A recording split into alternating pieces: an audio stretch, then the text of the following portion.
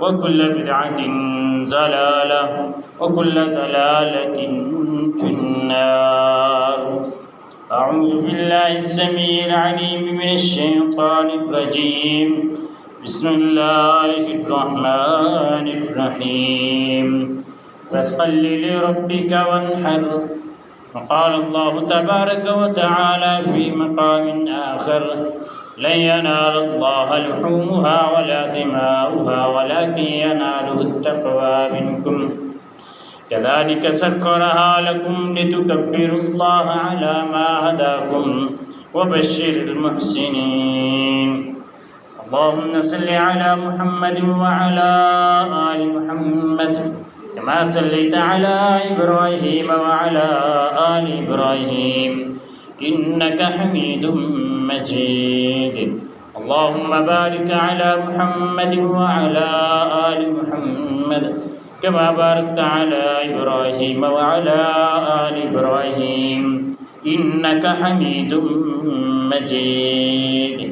سبحانك لا علم لنا إلا ما علمتنا إنك أنت العليم الحكيم. اللهم انفعنا بما علمتنا وعلمنا ما ينفعنا وزدنا علما. رب اشرح لي صدري ويسر لي أمري واحلل عقدة من لساني يفقهوا قولي. رب زدني علما رب زدني فهما رب زدني عملا. حمد و ثنا اللہ وحدہ لا شریک کے لیے، درود و سلام حضرت محمد رسول اللہ صلی اللہ علیہ وآلہ وسلم کی ذات اقدس پر. محترم سامعین، انتہائی قیمتی ایام جس کے 5 یا 6 دن گزر چکے ہیں، شاید کہ ہمیں قدر نہیں ہے ان کی. رسول اللہ صلی اللہ علیہ وسلم نے فرمایا سب سے زیادہ اجر اللہ رب العزت ان دنوں میں انسان کو دیتا ہے. نیک اعمال. امام ابن قیم رحمہ اللہ اپنی کتاب کے اندر لکھتے ہیں، کہتے ہیں کہ یہ بات یاد رکھنی چاہیے کہ اگر اجر دگنا یا تگنا ہوگا تو پھر گناہ کرنے سے گناہ بھی اتنا ہی ہوگا، گناہ کی مقدار بھی پھر بڑھ جائے گی. اس وجہ سے ہمیں چاہیے کہ ہم ان ایام کی قدر کریں. ان ایام میں تکبیرات کثرت کے ساتھ پڑھیں، چلتے پھرتے اٹھتے بیٹھتے، بازار کے اندر، مسجد کے اندر، جہاں پر بھی ہیں تکبیرات کثرت کے ساتھ پڑھیں. اور اس کے ساتھ تکبیرات کے ساتھ ساتھ جو اس کے اندر سب سے محبوب عمل ہے، جو سب سے بڑا عمل ہے، عظیم عمل ہے، قربانی والا، اس کے لیے بھی ہمیں تیاری کرنی چاہیے. اس کے لیے تیاری کے اندر چند گزارشات عرض کروں گا. کچھ اعتراضات جو قربانی کے اوپر ہوتے ہیں اس حوالے سے گفتگو ہوگی. لیکن تیاری میں صرف یہ نہیں کہ قربانی کے جانور لیں، تیاری میں صرف یہ نہیں کہ 2 لاکھ کا 1.5 لاکھ کا لاکھ کا قربانی کا جانور لے کے روز کو محلے کا چکر لگوانا ہے، لوگوں کو دکھانا ہے کہ میں نے قربانی کے جانور لے. یہ تیاری نہیں. صرف یہ بھی تیاری نہیں کہ کسائی کو تیار کر لیا ہے، 10,000 روپے اس کو دینا ہے، عید کی نماز پڑھتے ہی سب سے پہلے میں نے قربانی کی. یہ تیاری اپنی جگہ پہ. اصل تیاری کیا ہے؟ قربانی کا مقصد. ہم اس مقصد تک پہنچے ہیں یا نہیں پہنچے؟ اللہ تعالیٰ قرآن میں کہہ رہے ہیں: لَن يَنَالَ اللَّهُ لُحُومُهَا وَلَا دِمَاؤُهَا وَلَٰكِن يَنَالُهُ التَّقْوَىٰ. اللہ تعالیٰ کو تمہارا نہ خون پہنچتا ہے نہ گوشت پہنچتا ہے، تمہارا صرف تقویٰ پہنچتا ہے. وہ قربانی کے ساتھ ساتھ ہمارے اندر آیا ہے یا نہیں آیا، یہ تیاری ہے. اگر یہ تیاری نہیں تو کوئی تیاری نہیں. دوسری اس کے ساتھ کیا تیاری ہے؟ تقوی کے ساتھ ساتھ اگلی تیاری یہ ہے کہ ابراہیم علیہ السلام کی ملت کو اپنانا.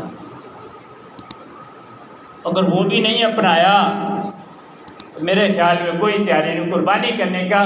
قرآن و حدیث کی روشنی سے میرے ناقص سے مطالعے کے اندر اس کو کوئی فائدہ نہیں،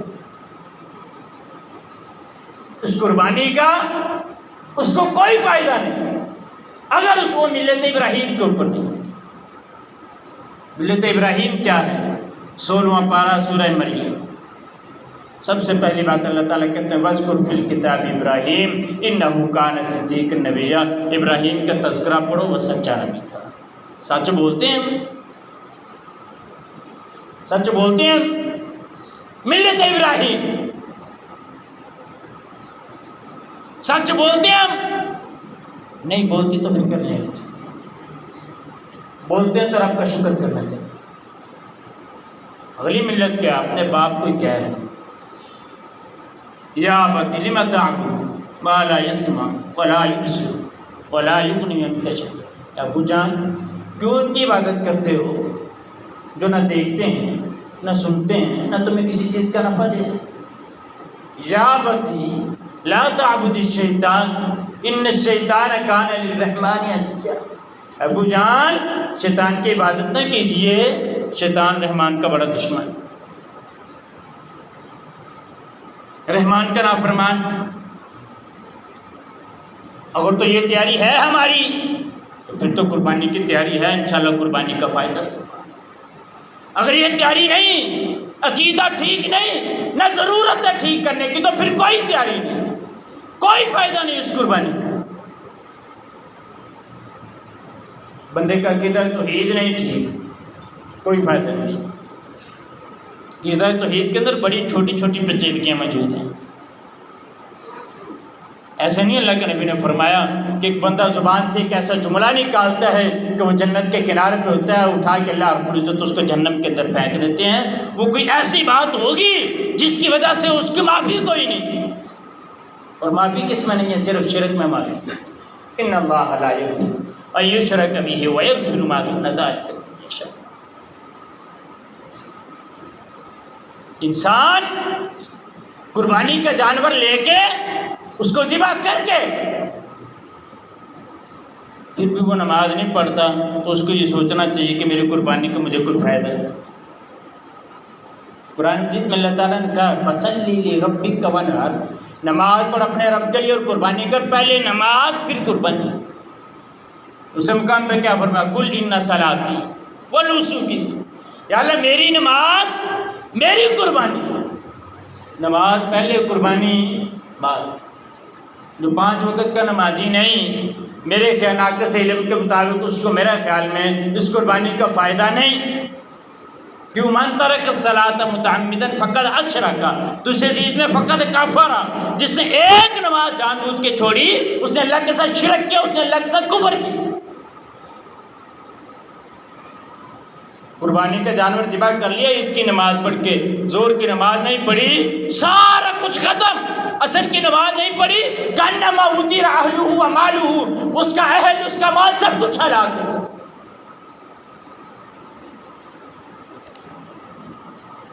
اگر یہ ہے تو قربانی کی تیاری ہماری بالکل ٹھیک ہے، اگر یہ چیزیں نہیں تو پھر ہمیں فکر کرنی چاہیے۔ یقین کریں آپ، میں طالب علم ہوں حدیث کا، قرآن مجید کا، آپ خود مطالعہ کر کے دیکھ لیں، قرآن مجید کے تراجم موجود ہیں، احادیث کے تراجم موجود ہیں، اب خود مطالعہ کر کے دیکھ لیں، اس بندے کو کوئی فائدہ نہیں۔ اب رہا مسئلہ یہ کہ قربانی کے اوپر اعتراضات جو ہمارے ہاں عام طور پہ کیے جاتے ہیں۔ پہلی بات تو یہ ہے کہ یہ قربانی کے اوپر جو اعتراضات ہیں نا، جو طبقہ کرتا ہے، میرے خیال میں وہ شاید 5 وقت کی نماز بھی نہیں پڑھتا ہوگا۔ ان کا اعتراض یہ ہوتا ہے کہ جو قربانی ذبح کرنے کے بجائے نا، سب سے پہلا جو اعتراض ہے وہ یہ ہے کہ جو قربانی ذبح کرنے کے بجائے کسی غریب کو پیسے دیتے۔ شریعت کا ایک حکم موجود ہے، اس حکم کے ساتھ ہم کیسے کہہ سکتے ہیں اس کے حکم کے مخالف کیا جو ہے نا کسی غریب کو پیسے دیں؟ کسی غریب کو پیسے دیتے پھر کیا ہوگا کہ اس کا چولہا چل جائے گا۔ اور ادھر کتنے غریبوں کا اس کے ساتھ روزگار لگا ہوا ہے قربانی کے ساتھ۔ قربانی کے جو جانور بیچتے ہیں وہ کتنے امیر ہوتے ہیں، وہ بھی غریب لوگ ہوتے ہیں۔ اس کتنے جانور بیچا جنہوں نے چارہ بیچنا اپنا اتنا ان دنوں میں، وہ غریب نہیں، کسائی غریب نہیں، کھالیں اکٹھی کرنے والے غریب نہیں، یہ سارے غریبوں کا جو رزق ان قربانیوں کے ساتھ جڑا ہوا ہے، ان غریبوں کا کیا بنے گا؟ صرف یہ مسئلہ تو قربانی پہ یاد آتا ہے کہ جو قربانی نہ کریں اور کیا کریں جی، کسی غریب کو پیسے، اور پھر ایک یہ بھی مسئلہ ہمارے ہیں، ہمارے پاس اللہ خیال کرے بڑے بڑے خرچے ہو جاتے ہیں، لیکن جب قربانی کی باری آتی ہے نا تو استطاعت نہیں ہوتی ہمارے پاس، عام طور پہ نہیں استطاعت ہوتی ہے۔ ایک ہوتا ہے نا بندے کو ویسے اس کے پاس پیسے نہیں ہیں، کوشش کی ہے اس نے، ایک تو یہ صورتحال ہے تو ایک کہتا ہے یہ استطاعت ہے ہی کوئی نہیں، صدیاں گزر گئی ابھی تک اس نے قربانی نہیں کی، نہ کوشش ہی کی کبھی قربانی کرے۔ سارے معاملات ہینڈل ہو جاتے ہیں، شادیاں ہو جاتی ہیں بڑی بڑی قرض اٹھا کے، بڑی بڑی شادیاں، غریب سے غریب آدمی بھی نا اپنے یہی سوچ رہا ہوتا ہے کہ میں کیا کروں، لوگ کیا کہیں۔ قربانی کے بارے یہ قرض لے کے قربانی نہیں ہوتی، قرضہ لے کے قربانی نہیں ہوتی۔ لو جی میں نے اتنا مطالعہ کیا، کہیں پہ مجھے یہ روایت نہیں ملی کہ جو بندہ قرضہ لیتا ہے نا اس کی قربانی نہیں ہوتی، کہیں پہ کوئی روایت نہیں، نہ یہی کہیں پہ آیا ہے جس کے اوپر پہلے قرضہ ہو تو وہ قربانی لے کے کرے تو اس کی قربانی نہیں، کہیں پہ بھی نہیں ہے۔ شیخ عبدالستار حماد صاحب، کل بھی میری ایک شیخ سے بات ہوئی اسی والے سے، وہ کہتے ہیں کہ اگر کوئی ایسا بندہ جس کے روٹین کا معاملہ چل رہا ہے، اس کے گھر کے اخراجات پورے ہو رہے ہیں، اس نے کوشش کی ہے قربانی کے پیسے نہیں بنے، اور اس نے کچھ اخراجات میں قرض لیا تھا اپنے گھر کے لیے، اب وہ آگے دیکھ رہا ہے کہ وہ قرض بھی نہیں اتر سکتا، میری جو روٹین چل رہی ہے اس میں نہ کوئی ایسی آمدن اور ہے جس سے وہ آئے گا تو وہ قرض اتار لے، تو وہ تو چلو ہے مجبور ہے کہ وہ اب کچھ نہیں کر سکتا۔ ایک بندہ جس کے اوپر کاروباری قرض ہے 2 لاکھ روپے 3 لاکھ روپے آئی چلائی چلتی رہتی کاروبار میں، اب وہ بھی کہ میں تو مقروض ہوں، میں نے قربانی نہیں دینی، تو یہ تو کتنے افسوس کی بات ہے۔ قرض والے کی قربانی ہو جائے گی بشرط کہ اس کی کوشش ہو کہ قرض جلدی جلدی واپس دے دیں، کیوں؟ قرض معاف نہیں ہوگا، قربانی سنت موقدہ ہے لیکن قرض معاف نہیں ہوگا، لیکن نبی نے فرمایا شہید کا بھی قرض معاف نہیں ہوگا، شہید کا بھی قرض معاف نہیں ہوگا، نہ اللہ کے نبی نے مقروض آدمی کا جنازہ پڑھا ہے۔ اس وجہ سے اگر کسی کے اوپر ایسا قرض ہے جس کی وہ استطاعت سمجھتے کہ میرے پاس بالکل اتارنے کی نہیں ہے، وہ قرض لے کے قربانی نہ کرے، لیکن یہ کہیں پہ بھی نہیں آیا کہ اگر وہ قرض لے کے قربانی کرے گا تو اس کی قربانی نہیں۔ پھر عام مسئلہ یہ ہمارے ہیں جی جانوروں کے اوپر ظلم ہوتا ہے، قربانی کے متعلق جی جانوروں کے اوپر ظلم ہوتا ہے تو جانوروں کو ذبح نہیں کرنا چاہیے، جبکہ اسلام نے قربانی کا جانور ذبح کرنا ہے، کوئی عام جانور بھی ذبح کرنا ہو اس کے اندر بھی بڑی نرمی رکھی، اور یہ اعتراضات صرف اسلام کے اوپر آتے ہیں۔ تب کہ میں نے مطالعہ کیا تو پتہ چلا کہ اسپین کے اندر چھریوں اور نیزوں سے ہزاروں جانوروں کو ہلاک کر دیا جاتا ہے، تو وہ بس یہ کہتے ہیں کہ یہ تو ہمارا ایک کھیل ہے۔ اسپین کے اندر دوسرا ملک کا یہودیوں کا ایک گروہ مرغیوں کو پتھر مار مار کر یا مرغی کو پکڑ کے یوں پتھر میں مار کے اس کو مار دیتے ہیں، وہ کہتے ہیں کہ اس طرح ہمارے گناہ معاف ہوتے ہیں، یہ جائز ہے، یہ ان کے ہاں جائز ہے، قربانی پہ اعتراض ہے۔ تیسری چیز، عیسائی ہر نئے سال کے شروع پر پریتوں کو ذبح کرتے ہیں اور اسے اپنا مقتول خانہ کہتے ہیں، وہ جائز ہے، قربانی کرنا ناجائز ہے۔ چوتھی چیز، ڈنمارک کے اندر ہزاروں افراد سے 1 سال کے بعد ڈولفن کو قتل کر دیتے ہیں، یہاں تک کہ سمندر کا پانی سرخ ہو جاتا ہے۔ یہ ٹھیک ہے سب کچھ، قربانی جو اللہ کے نبی کی سنت ہے، اسلام کے ایک شعار ہے، وہ غلط ہے، جبکہ رسول اللہ صلی اللہ علیہ وسلم نے کیا فرمایا؟ آپ نے فرمایا من کان لہ سعۃ ولم یضحی فلا یقربن مصلانا، جس کے پاس قربانی کی استطاعت ہو اور وہ قربانی نہ کرے وہ ہماری عیدگاہ کے قریب نہ آئے۔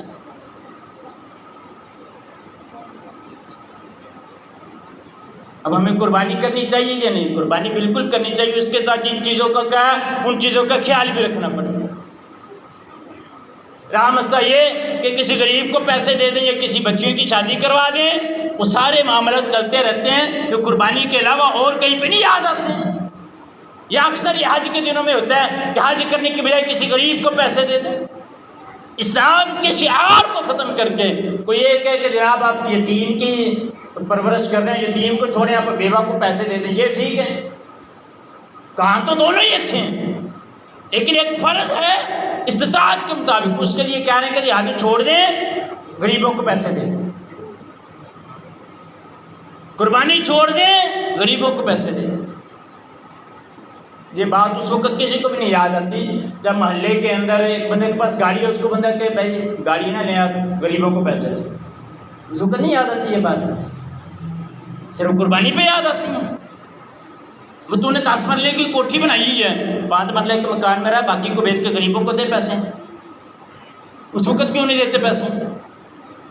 صرف اسلام کے شعار ہی ملا مذاق اڑانے کے لیے۔ رسول اللہ صلی اللہ علیہ وسلم کی حدیث، آپ نے اقام رسول اللہ صلی اللہ علیہ وسلم، سیدنا عبداللہ بن عمر بیان کرتے ہیں، فرماتے ہیں آپ بالمدینہ 10 سنین یضحی، اللہ کے نبی نے 10 سال مدینے کے اندر رہے ہیں اور 10 سال اللہ کے نبی نے قربانی کی۔ ایک یہ بھی اعتراض ہے کہ جی اللہ کے نبی سے قربانی جو ہے نا وہ صرف حج کے موقع پہ ثابت ہے، عام دنوں میں ثابت ہی نہیں۔ اللہ کے نبی نے 10 سال سیدنا عبداللہ بن عمر بیان کرتے ہیں، صحیح روایت مسند احمد کی، 10 سال مدینے میں گزارے ہیں اور 10 سال ہی اللہ کے نبی نے قربانی کی۔ طریقہ کیا؟ سنت طریقہ کیا؟ سنت طریقہ یہ ہے کہ قربانی ذبح کرنی ہے عید کی نماز پڑھنے کے بعد۔ جب بندہ عید کی نماز نہیں پڑھتا اس کی قربانی ہو جائے گی، جب بندہ عید کی نماز نہیں پڑھتا اس کی قربانی ہو جائے گی۔ وہ گھر میں بیٹھا ہے، جناب قربانی ہو رہی ہے، عید کی نماز اس نے پڑھی، اس کی قربانی ہو جائے گی؟ نہیں ہوگی۔ اللہ کے نبی نے فرمایا، صحابی نے کی ہے عید کی نماز سے پہلے، فرمایا تیرے پاس اور ہے تو کر قربانی۔ اس نے کہا اللہ کے نبی اب تو میرے پاس دھوندا جانور تو نہیں ہے، فرمایا اب تیرے پاس کھیرا ہے چل تو کھیرا ہی کر۔ عید کی نماز کے بعد قربانی ہوگی، عید کی نماز جو بندہ نہیں پڑھتا اس کی قربانی کا حکم ہے۔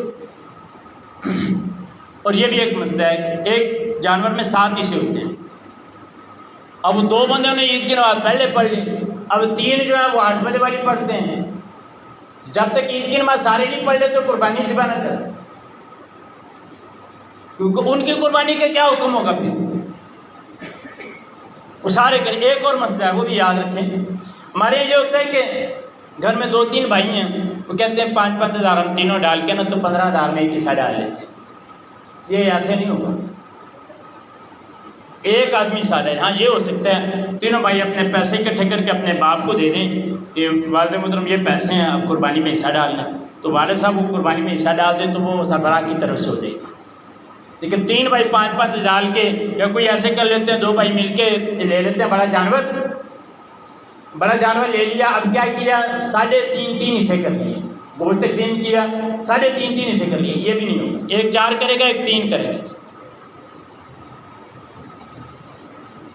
اور مقروض کی قربانی کے میں نے آپ کو بتا دیا کہ مقروض کی قربانی ہو جائے گی، لیکن اگر وہ جلدی واپس کرے، قرضہ اپنا واپس، قرضہ معاف نہیں ہوگا، تو اس نے کہا کہ میں نے قربانی کے لیے لیا تھا شاید معاف ہو جائے، قرضہ معاف نہیں ہوگا کسی بھی صورت۔ یہ بات مسمم اصول ہے۔ رسول اللہ صلی اللہ علیہ وسلم کی حدیث، آپ نے کان الرجل یضحی بالشاۃ عنہ وعن اہل بیتہ فیأکلون ویطعمون حتی یتبعہ الناس فصارت کما تری۔ نبی کریم صلی اللہ علیہ وسلم کے زمانے میں ایک شخص اپنی طرف سے اور اپنے پورے اہل خانہ کی طرف سے ایک بکری کی قربانی کرتا تھا، خود بھی کھاتا اور دوسروں کو بھی کھلاتا۔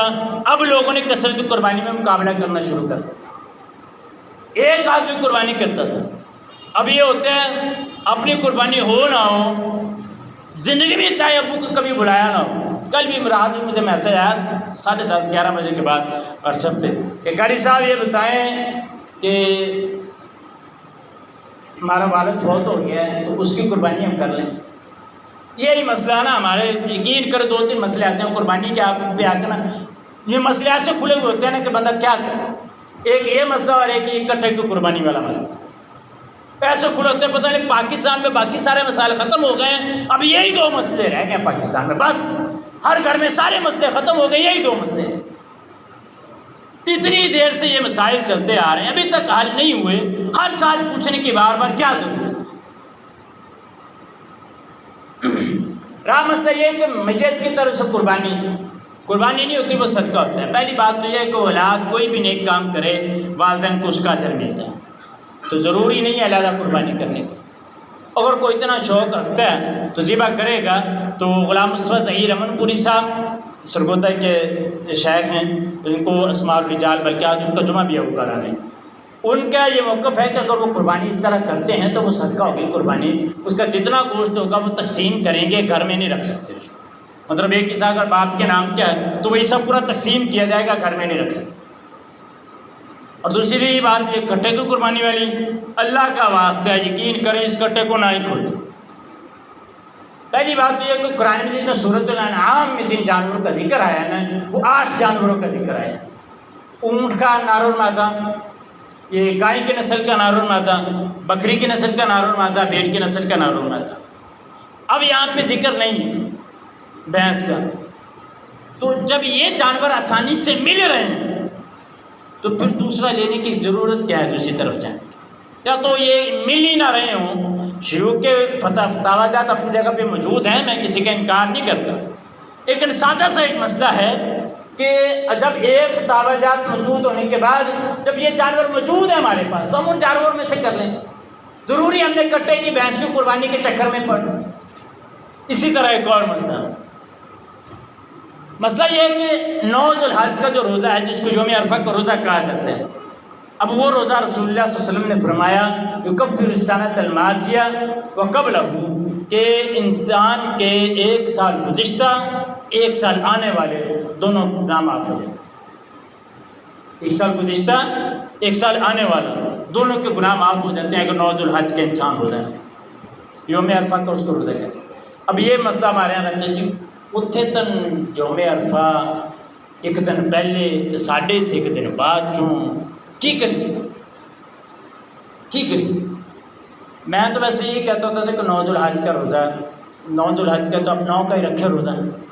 شیخ محترم شیخ عبدالغفار مدری صاحب انہوں نے جامعہ میں درس دیا تو بڑی پیاری بات کی، کہنے لگے بات سنیں، ہر مرتبہ یہی مسئلہ ہوتا ہے کون سا رکھنا ہے، وہ رکھنا ہے یا وہ رکھنا ہے؟ کہتے جب اتنی فضیلت والے ایام ہیں تو اتوں والا بھی رکھ لو تو اتنے والا بھی رکھ لو، کوئی مسئلے والی بات ہے؟ ان ایام میں ہر نیکی کا اجر زیادہ ہے، بلکہ محدثین تو ان ایام کے 10 دن کے روزے رکھتے تھے۔ تو ہمیں چاہیے کہ ہم روزے بھی کثرت کے ساتھ رکھیں، ان دنوں میں نمازیں بھی پڑھیں، دوسرا تسبیح تکبیر اور تحلیل ان کا بھی اہتمام کریں، تکبیرات پڑھتے رہیں۔ تو روزے کا مسئلہ تو 8 کا بھی رکھ لیں، 9 کا بھی رکھ لیں، اللہ رب العزت ہمارے گناہ معاف کر دے۔ مقصد تو گناہ معاف کروانا ہے نا، یہ تو نہیں بتانے کہ میں نے 9 ذوالحج کا روزہ رکھا ہے، مقصد تو گناہ معاف کروانا ہے، تو آپ دونوں دن کا روزہ رکھ لیں، مسئلہ حل ہو جائے۔ اور آخری بات، قربانی کی جو کھال ہوتی ہے نا، یہ کساب کو نہیں دینی اجرت، یہ آپ اپنے استعمال میں لا سکتے ہیں، گھریلو استعمال میں، اگر گھریلو استعمال میں نہیں لانے تو اللہ کے راستے میں دیں۔ اور وہ جو 10 مصارف ہیں قرآن مجید کے اندر سورۃ توبہ کے اندر 8 مصارف، اب ان میں دیں یہ قربانی کی کھال، کساب کو اجرت میں نہیں دے سکتے۔ ویسے آج کل حکومت ایک ہی معاملات کے پیچھے پڑی ہوئی ہے، حکومت کو بس یہی ہے کہ مدارس کسی نہ کسی طریقے نہ بند ہونے چاہیے۔ پچھلے دنوں مسئلہ بنا تھا لاہور میں مفتی عزیز الرحمان کا، اس وقت بھی سب کی یہی تھا کہ مدارس کے اوپر جی کیمرے لگنے چاہیے، ان کی سیکورٹی ہونی چاہیے، ان کی چیکنگ ہونی چاہیے۔ ہم نے کسی بات کا انکار نہیں کیا، ہم کہتے ہیں الحمدللہ یہ سب کچھ ہونا چاہیے، اس کے ساتھ ساتھ یہ بھی ہونا چاہیے حدود اللہ کا نفاذ بھی ہو ساتھ ساتھ، بالکل حدود اللہ کا نفاذ بھی ہونا چاہیے۔ اور مفتی عزیز الرحمان نے یہ کام کیا، اس کو سر عام پھانسی دیں۔ اللہ کا نبی کی حدیث ہے، جو یہ قوم لوط والا کام کرتا ہے تو وہ اس کو فاعل اور مفعول دونوں کو مار دیں اس کو، ہم تو کوئی اعتراض نہیں اس میں بھی۔ اس کے کچھ دن بعد ہی 4 لڑکیوں کے ساتھ فیصل آباد کے اندر زیادتی ہوئی، کسی نے بھی نہیں کہا کہ ان کی چیکنگ ہونی چاہیے، ان کو سیکورٹی ہونی چاہیے، کسی نے بھی نہیں کہا۔ ہم تو اس بات سے بالکل نہیں پیچھے بھاگتے، لیکن حکومت ایک ہی کام کے پیچھے پڑی ہوئی ہے کہ مدارس کسی نہ کسی طریقے بند ہونے۔ پچھلے 4 سال تھے کھالوں کا ریٹ ہی کوئی نہیں، مدارس کھالیں اکٹھی کرتے تھے، کھالوں کا ریٹ ہی کوئی نہیں۔ بکرے کی کھال میں جب جامعہ سے فارغ ہوا ہوں 2013 کے اندر، اس وقت میں نے خود اکٹھی کی ہیں کھالیں جامعہ کی، تو اس سے 500-600 کی بکرے کی جاتی تھی کھال، اور بڑی کھال 4,500-5,000 کی ملتی تھی۔ اب چھوٹی کھال چھترے کی کھال جو ہے نا وہ آتے ہیں نا وپاری، وہ اٹھا کے پہنتے کہتے ہیں اس کو سیل کرو، اونٹ کی بٹھاؤ اس کو بھی سیل کرو، کٹے کی بٹھاؤ اس کو بھی سیل کرو۔ بکرا اور بڑے جو بیڑا یا بچہ ہے اس کی جو ہے نا وہ کھال اٹھاتے ہیں، وہ بھی کتنے میں 400 کی بڑی، اور چھوٹی جو ہے وہ بکرے کی 50 روپے کی، 60 روپے کی، 70 روپے بس۔ تو آپ اپنی قربانی کی کھالیں جو ہم جانور ذبح کریں اس کی کھالیں جامعہ محمدیہ کو دیں، اللہ تعالیٰ آپ کو جزائے خیر دے۔ ہم نے پچھلے سال بھی یہاں پہ اکٹھی کی تھی، تو جامعہ محمدیہ کو آپ کھالیں دیں، مجھے فون کرتے، میں انشاءاللہ آپ کے گھر سے اٹھا لوں گا۔ اللہ تعالیٰ سے دعا ہے ہمیں عمل کی توفیق عطا فرمائے۔ وآخر دعوانا الحمدللہ رب العالمین۔